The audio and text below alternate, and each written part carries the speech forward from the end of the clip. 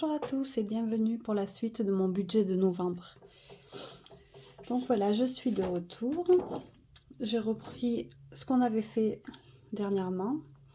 Donc mon budget du mois de novembre. Ensuite, là où il y aura des modifications, ce sera sur cette feuille-là pour les dépenses variables. En fait, du coup, j'ai fait mon drive, mais la somme n'est pas de 200, comme je l'avais dit précédemment. Voilà.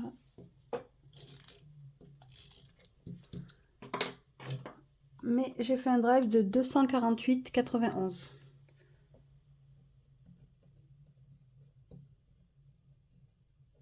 Donc là, ma feuille n'est pas plastifiée vu que je l'avais refait dernièrement.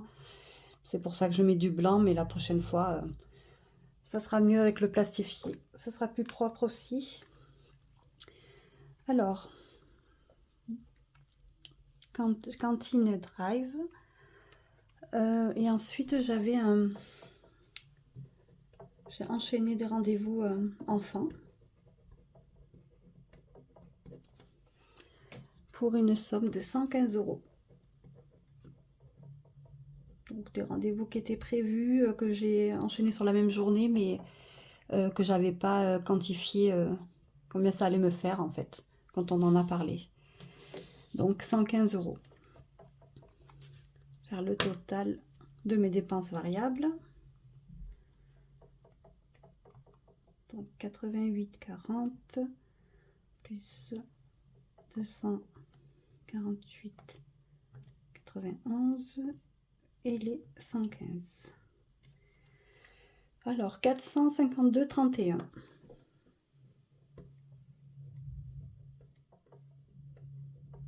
Voilà, 452,31.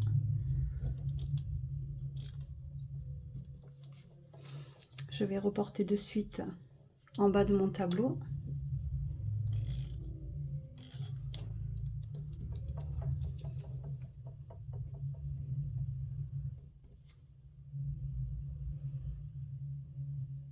Voilà, 452,31. Mes épargnes, bon, là j'en ai pas fait, ça n'a pas bougé. Carburant, ça reste 200. Alors, je vais faire mon total qui n'est plus le même du coup.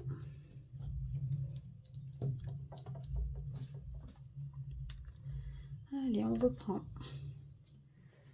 Alors, les revenus, 1732,36 plus mes charges, 877,33. Je vous dis des bêtises en plus. C'est pas plus. Ce serait trop beau. 1732,36 moins 877,33. Ok. Moins les 452,31 des charges variables. Et moins mes enveloppes virtuelles. Donc il nous reste, je sais pas si ça se voit, 202,72. 202,72. Donc du coup, simplement, les enveloppes cash, ce sera 200. Voilà. Un reste sur le compte de 2,72 €. Voilà, c'est pour ça que j'avais fait un approximatif la dernière fois. Après, voilà, je savais pas exactement combien ça allait me faire le drive, mais je veux que ce soit bien clair les sommes pour pas se tromper, se confondre, tout ça. Donc voici notre feuille est faite. Ensuite, j'ai mon petit suivi enveloppe virtuelle où j'ai mis mon carburant, que j'ai fait déjà un premier paiement de carburant 70. Je le peaufinerai pour mettre qu'est-ce qui reste, même si là on sait que c'est 130, mais c'est bien de pouvoir écrire suivant les catégories qu'on a aussi. Voilà, donc on va passer aux enveloppes. J'ai retiré mes petits 200. Après on va augmenter ces enveloppes aussi pour des débuts d'année quand même. Ce sera mieux. Alors, pour ce qui me reste, c'est pas grave, je mets comme si c'était un mois de d'habitude, même si on est déjà presque à la moitié du mois, mais les courses, j'ai mis 80. Beauté, j'aimerais mettre 30. Alors, voyons déjà la mesure. Donc 5, 7, 8. Donc mes 80, ils sont là. Ce qui me fait un billet de 50, un de 20, un de 10. Allez hop. Ça, c'est fait. Beauté, 30. Donc un de 10, un de 20. Santé, ça sera 30 € aussi. Faire pareil. 30. Un billet de 10, un billet de 20. Resto, je vais rien mettre. Je viens de finir les vacances, on arrive à décembre, c'est pas nécessaire. Fonds d'urgence, oui, c'est important. Donc ça sera 20 €.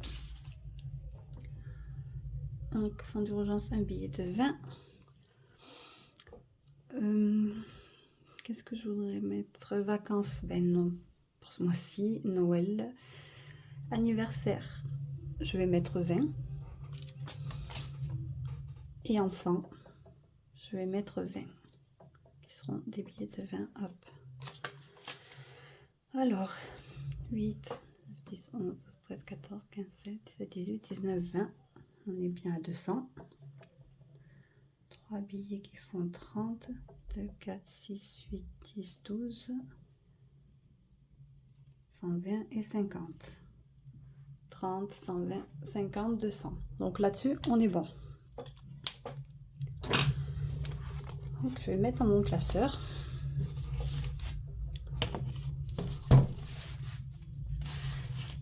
Hop, course. 5, 7, 8.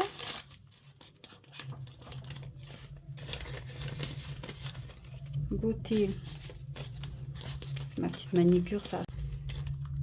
Santé. Et 30. Voilà. Restaurant, non. Fonds d'urgence, 20.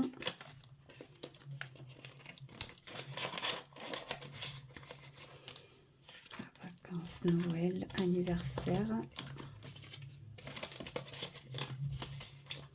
Et enfants. Voilà, ça c'est fait.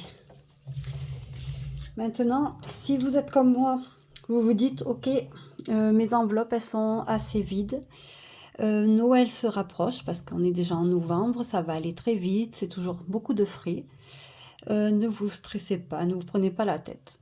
Moi, je sais que j'ai aucune enveloppe là prête pour Noël, mais je suis pas stressée du tout. J'ai toujours plein d'astuces, des bons plans pour payer quasiment rien ou d'une manière contournée qui est intéressante. Je vais vous faire une vidéo là-dessus pour vous dire quelles sont les possibilités, quelles sont les façons de faire pour réduire les coûts au maximum pour ces périodes-là. Donc n'hésitez pas à vous abonner pour recevoir mes bons plans comme ça. J'ai même prévu des bons plans, des bons avantages pour les intérimaires, des choses que peut-être certains ne savent pas. Moi, étant été intérimaire pendant plusieurs années, je conseillais mes collègues justement sur tous les avantages en argent qu'on peut récupérer. Donc je vous parlerai un peu de tout ça. Pensez à vous abonner, je vous dis à très vite. Prenez soin de vous, au revoir.